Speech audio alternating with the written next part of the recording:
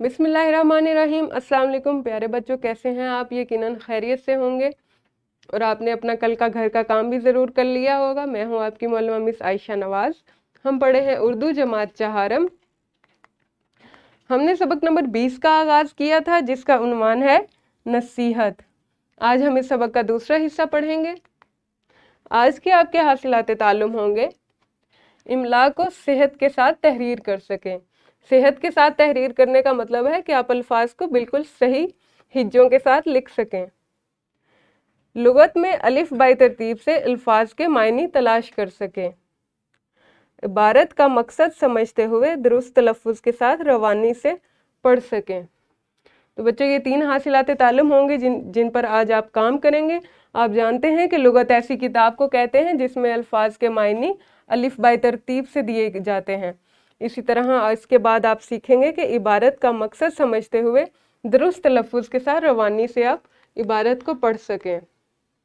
सबक के आगाज़ से पहले इस्लामी नुक्ता नज़र देखते हैं। हज़रत लुकमान की अपने बेटे को नसीहत।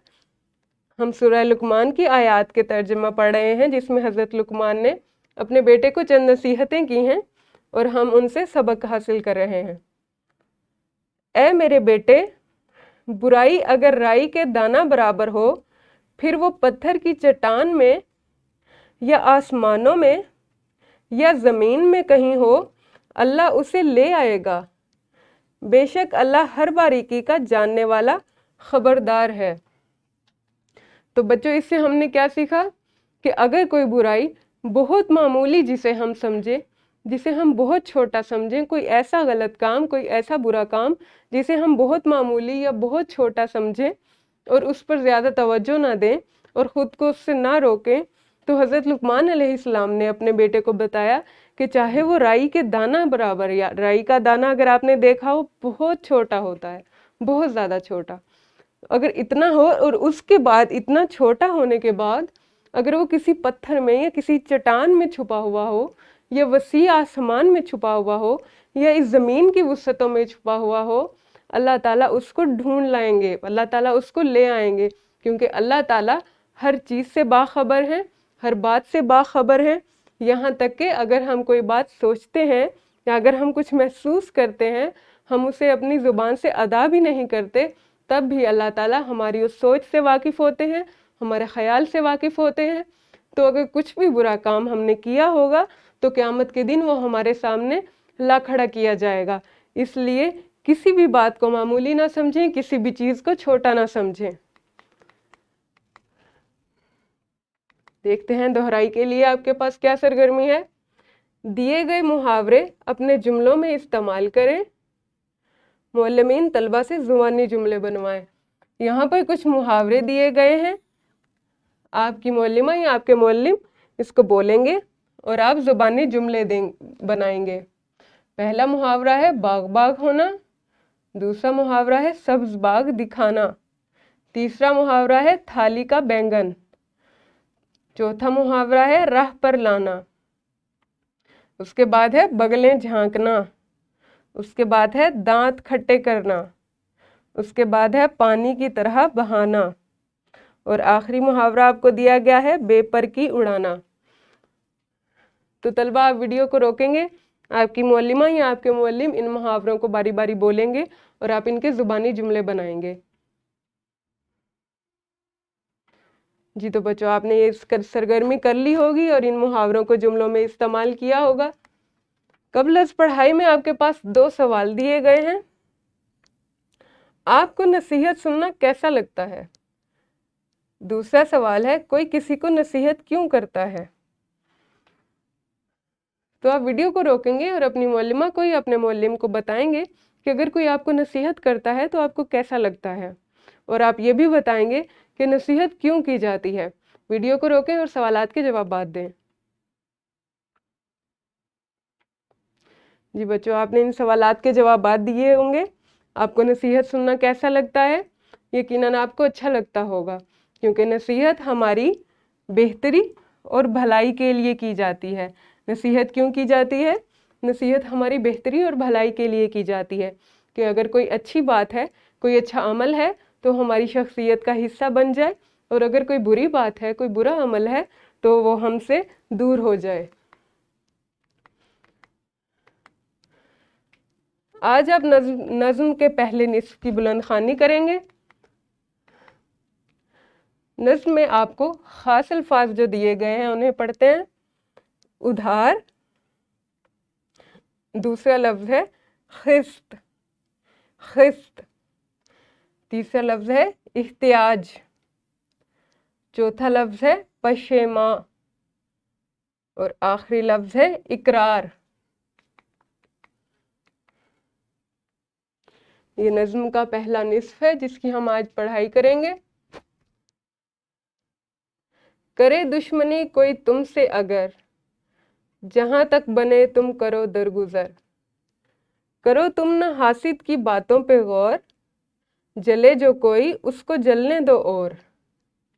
बदी की हो जिसने तुम्हारे खिलाफ, जो चाहे मुआफ़ी तो कर दो मुआफ़। नहीं बल्कि तुम और एहसान करो, भलाई से उसको पशेमा करो। तो बच्चों आपने ये अशार सुने, इन अशार को आपने मेरे साथ साथ दोहराया। अब मैं आपको इनकी वजाहत बताती हूँ। करे दुश्मनी कोई तुमसे अगर, जहाँ तक बने तुम करो दरगुजर।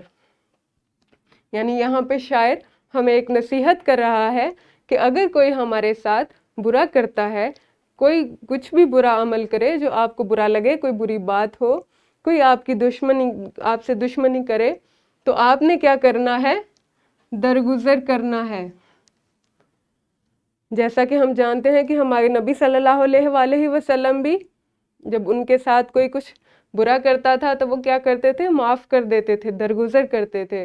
तो हमने भी यही करना है कि बदला नहीं लेना, गुस्सा नहीं करना, झगड़ा नहीं करना, बल्कि माफ़ कर देना है। इसके बाद दूसरा शेर है, करो तुम न हासिद की बातों पे गौर, जले जो कोई उसको जलने दो और। बच्चों आप जानते हैं हसद किसे कहते हैं? हसद क्या होता है? हसद हम किसी दूसरे को देखकर करते हैं। अगर हमें ये एहसास हो कि उसके पास अगर कोई अच्छी चीज़ है, जैसे आप अपनी जमात में देखेंगे किसी तालिब इल्म के पास कोई बहुत अच्छी ज्योमेट्री हो या कोई बहुत अच्छा कलम हो, कोई बहुत अच्छा पेन हो, और आपको एहसास हो कि ये मेरे पास क्यों नहीं है, ये इसके पास क्यों है, तो इस तरह के एहसास को हसद कहते हैं। तो यहाँ पे शायर ने हमें ये नसीहत की है कि अगर कोई आपसे हसद करे तो आप उसकी बातों पे गौर ना करें, आप उसकी बातों को अहमियत ना दें, उसकी बातों पर तवज्जो ना दें, बल्कि आपने क्या करना है कि आप अपनी मेहनत करते जाएं, अपने काम में आगे बढ़ते जाएं और जलने वाले को और जलने दें। बदी की हो जिसने तुम्हारे खिलाफ, जो चाहे मुआफ़ी तो कर दो मुआफ़। यानी अगर आपके साथ किसी ने कुछ बुरा किया हो और फिर वो शर्मिंदा हो, उसे अपनी गलती का एहसास हो जाए और वो आपसे माफ़ी चाहे, चाहे वो अपने रवैये से ऐसा जाहिर करे या अल्फाज से जाहिर करे या आपसे कुछ कहकर आपसे माफ़ी मांगे, तो आपको फ़ौरन उसे माफ़ कर देना चाहिए। उसके बाद शायर ने हमें ये नसीहत की है कि नहीं बल्कि तुम और एहसान करो, भलाई से उसको पशेमा करो।